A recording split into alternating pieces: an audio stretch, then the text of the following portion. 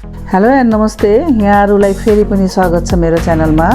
आज मैले आलु र मटरको सजिलो र छिटो तरिकाले अचार बनाउने रेसिपी लिएर आएकी छु। यो रेसिपी मन परे कृपया लाइक र कमेन्ट गरिदिनु होला। साथै यो च्यानलमा नयाँ हुनुहुन्छ भने कृपया सब्स्क्राइब गर्न नबिर्सिदिनु होला।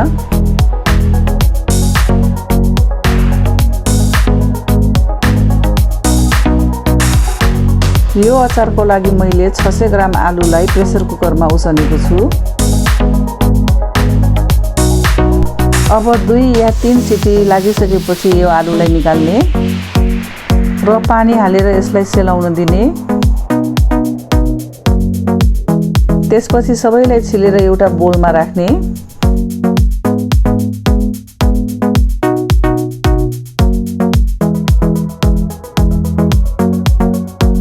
यहाँ मैले 200 ग्राम सुखा मटरलाई भिजाएकी छु, तर मलाई यो मटरलाई हल्का उसिनेर अचारमा हालेको मनपर्ने हुनाले मैले यसलाई हल्का बोइल गर्दैछु।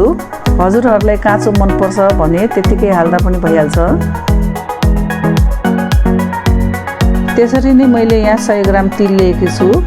तिललाई एउटा प्यानमा हल्का रातो हुन्जेल भुट्ने, तिलको साथमा अलिकति तिमुर पनि भुट्ने र अब त्यसपछि 7-8 वटा रातो खुर्सानी लिने र यसलाई पनि भुटेर निकाल्ने।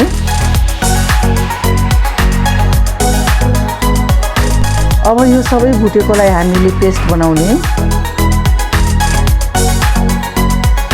अब त्यस्तै 12-13 वटा हरियो खुर्सानीलाई पनि बीचबाट चिरेर राख्ने।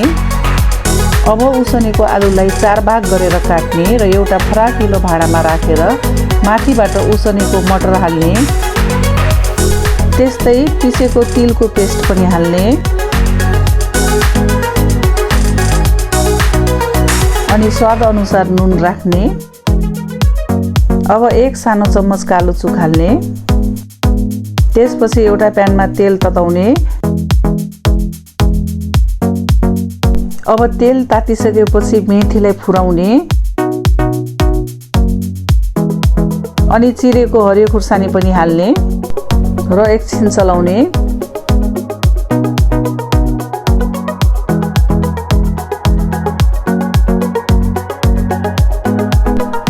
त्यसपछि 1 सानो चम्मच हर्दी हाल्ने र यो तेललाई हामीले अचारमा झान्ने।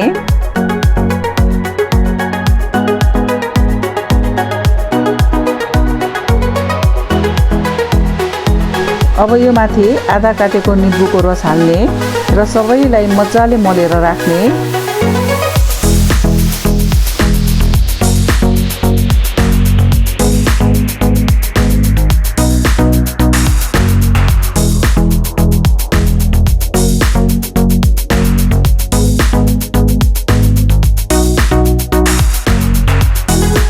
यदि हजुरहरूलाई अमिलो कम भएमा अझै आधा निम्बुको रस थप्ने र फेरि मिक्स गर्ने।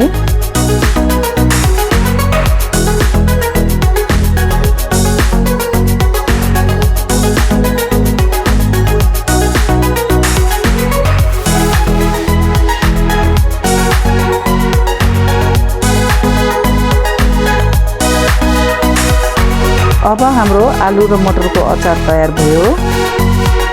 यसलाई भात, रोटी वा पुरीसँग खान सक्नुहुन्छ।